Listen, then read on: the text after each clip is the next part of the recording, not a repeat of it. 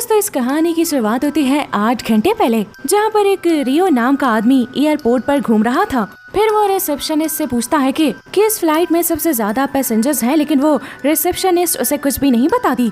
अब एक पार्क नाम का आदमी अपनी बेटी जुमिन के साथ फ्लाइट से जाने वाला था, लेकिन जुमिन को वॉशरूम आने लग जाता है और वो गलती से वुमेन्स की जगह मेंस वॉशरूम में चली जाती है और रियो भी उसी वॉशरूम में होता है। वो अपने एक कट लगाता है और एक कैप्सूल उसमें डाल देता है, पर रियो को लग रहा होता है कि कोई उसे देख रहा है। अब इतने में पार्क अपनी बेटी को ढूंढते हुए वहाँ जाता है। दूसरी तरफ हमें एक पुलिस वाला इनो दिखाया जाता है जो अपनी वाइफ से बात कर रहा होता है। उसकी वाइफ हवाई जाने वाली प्लेन में चढ़ रही होती है।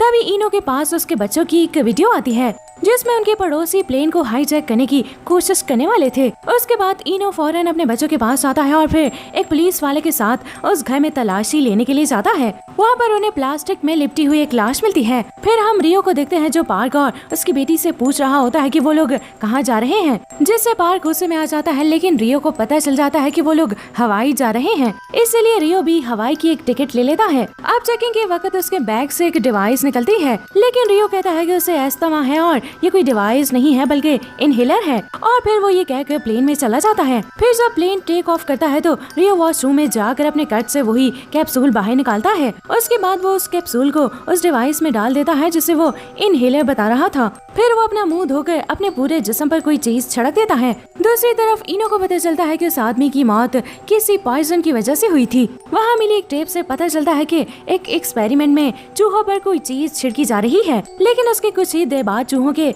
मुंह से खून निकलने लग जाता है और सारे चूहे मारे जाते हैं। फिर ऑफिसर्स को एहसास होता है कि ये पाउडर कोई वायरस है, क्योंकि जिन चूहों तक पाउडर नहीं पहुंचा था वो चूहे भी मारे गए थे। उन्हें उस लाश में से भी वही वायरस मिलता है। अब रियो के वॉशरूम से बाहर निकलने के बाद उसे जुमिन मिलती है। जुमिन वॉशरूम जाने वाली थी, पर तभी कोई दूसरा आदमी वॉशरूम चला जाता है। उसके बाद रियो जुमिन के कान में कुछ बोलकर अपनी सीट पर बैठ जाता है। वॉशरूम गए हुए आदमी को लगता है कि हवा में कुछ अजीब सा है और वो जोर जोर से खांसने लगता है। अब वो आदमी वॉशरूम से बाहर निकलकर एयर होस्टेस को सारी बात बताता है। फिर वो एयर होस्टेस वॉशरूम में चेक करने के लिए जाती है। अब पार्क के बराबर में बैठा हुआ आदमी प्लेन हाईजैक करने की वीडियो देख रहा होता है, इसलिए पार्क भी वो देख लेता है और इसमें वो पहचान जाता है कि रियो ही प्लेन हाईजैकर है। फिर पार्क अपनी सीट से उठकर अपनी बेटी को ढूंढने लग जाता है जो कि वॉशरूम के बाहर ही खड़ी हुई थी। पार्क वो वीडियो एयर होस्टेस को दिखाता है, लेकिन एयर होस्टेस उस वीडियो पर ज्यादा ध्यान नहीं देती। फिर जुमिन उन्हें बताती है कि रियो अपने अंदर कुछ छुपा कर यहाँ लाया है।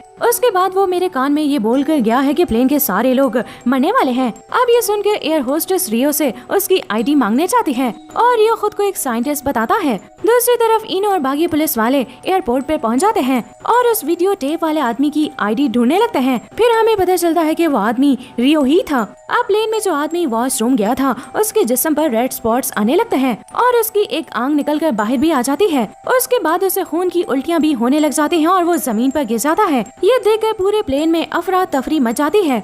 उसके बाद एक डॉक्टर उस आदमी को देखकर बताती है कि वो अब मर चुका है। यहाँ पर पार्क बोलता है कि ये रियो ने ही किया है और उसके बाद वो दोनों लड़ने लग जाते हैं। यहाँ पर प्लेन में 3 पायलट्स जे, वॉन और जूही होते हैं। अब जल्दी उन्हें इस बात का पता चल जाता है और एयरपोर्ट से भी उन्हें रियो के बारे में जानकारी मिल जाती है। उसके बाद जे बाहर आकर देखता है तो रियो और पार्क लड़ रहे होते हैं। जे उन्हें बड़ी मुश्किलों से रोकता है और फिर वो रियो से उसकी आईडी मांगने लगता है, लेकिन तभी रियो वहाँ से कंट्रोल रूम की तरफ भागने लगता है, लेकिन पैसेंजर्स उसे पकड़ लेते हैं। उसके बाद जे कैप्टन को बताता है कि प्लेन में सब बीमार पड़े हैं और कैप्टन की जान बचाने के लिए जैक भी बाहर रुक जाता है। आगे हम देखते हैं कि इनो की टीम ने रियो के बारे में पता लगाया है कि रियो रीकन नाम की कंपनी में काम करता था। टाइम कम था, इसलिए ये लोग सोचते हैं कि रियो से ही इस वायरस के बारे में मालूम करते हैं। फिर जे रियो से पूछता है, लेकिन वो बार बार यही बोले जा रहा था कि प्लेन में मौजूद सभी लोग मारे जाएंगे और फिर वो खून की उल्टियां करना शुरू कर देता है। तब ये प्लेन भी नीचे गिरने लग जाता है, क्योंकि कैप्टन भी इस वायरस का शिकार हो गया था और मर गया था। अब ये प्लेन क्रैश होने वाला था, इसलिए जे कंट्रोल रूम में जाकर प्लेन को कंट्रोल करने की कोशिश करता है। तभी वहाँ पर पार्क भी आकर कंट्रोलर से प्लेन को क्रैश होने से बचा लेता है। अब अचानक से जय की हालत भी खराब होने लगती है, इसलिए जो ही प्लेन संभालता है। लेकिन तभी प्लेन का एक आदमी प्लेन में हो रहे सारे वाकये की वीडियो बनाकर एक न्यूज चैनल को भेज देता है। अब दोस्तों प्लेन में लोग एक एक करके मर रहे थे, इसलिए वहाँ के स्टाफ ने वायरस इन्फेक्टेड लोगों को और सही लोगों को अलग अलग करना शुरू कर दिया था। पार्क को भी कुछ नहीं हुआ था, इसलिए वो अपनी बेटी को उठाकर सही लोगों में जाने लगता जाता है। इसी तरह बहुत घंटे गुजर जाते हैं और ये प्लेन यूएसए पहुंचने वाला था, पर अचानक जूही को यूएसए से मैसेज आता है कि उन्हें यहाँ लैंडिंग की परमिशन नहीं मिल सकती। अब मजबूरन जूही प्लेन को कोरिया की तरफ ले जाता है। उधर इनो के पास रिकन कंपनी से किसी की कॉल आती है कि वायरस की न्यूज फैलते ही एक एम्प्लॉय कंपनी से भाग गया है। उसके बाद इनो और ऑफिसर्स उसका पीछा करते हैं और उसे पकड़ लेते हैं, लेकिन वो इंसान भागने की बजाय उसकी हेल्प करता है। उसका नाम सू होता है और वो बताता है कि रियो ने ही उसको फंसाया है और इस वायरस का नाम SC1 है। रिका ने उस वायरस को इलीगली बनाया था और इसी वजह से वहाँ के सारे साइंटिस्ट भी मारे गए थे, लेकिन बस एक साइंटिस्ट बची है, पर उसका कहना यह है कि रियो ने ही धोखा देकर सारे साइंटिस्ट को मार दिया था और कंपनी ने इसी वजह से रियो को भी बाहर निकाल दिया था। लेकिन फिर ये मामला पूरे तरीके से रफा दफा कर दिया गया था, इसीलिए रियो ने सू से भी धोखे से वायरस का एक सैंपल ले लिया था और अब इनो उस साइंटिस्ट की तलाश में निकल जाता है। यहाँ पर प्लेन में तभी अचानक जूही को भी खून की उल्टियाँ होना शुरू हो जाती हैं। उसके बाद पार्क अब प्लेन संभालता है।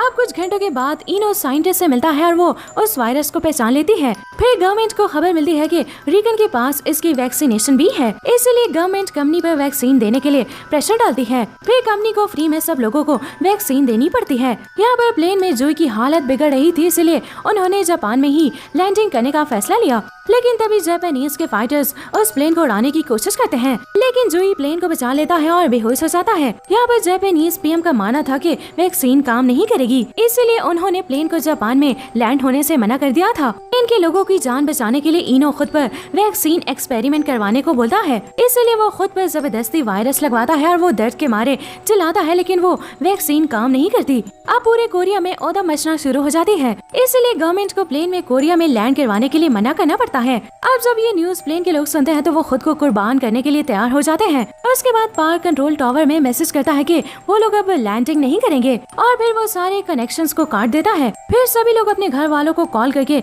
आखिरी बाय करने लगते हैं। फिर पार्क प्लेन को समंदर की तरफ लेके जाता है। तभी अचानक से इन लोगों को होश आने लग जाता है और वैक्सीन काम करने लग जाती है, इसीलिए फिर वो लोग प्लेन को वापस बुलाने की कोशिश करने लग जाते हैं और फिर प्लेन सेफली लैंडिंग कर लेता है। अब कुछ दिनों के बाद पार्क उन सभी लोगों से मिलने जाता है जहां उन्हें इनो भी मिलता है, लेकिन दोस्तों इनो वायरस की वजह से पैरालाइज हो गया था। और फिर गाइस इस सीन के साथ ये मूवी यहीं दी एंड हो जाती है।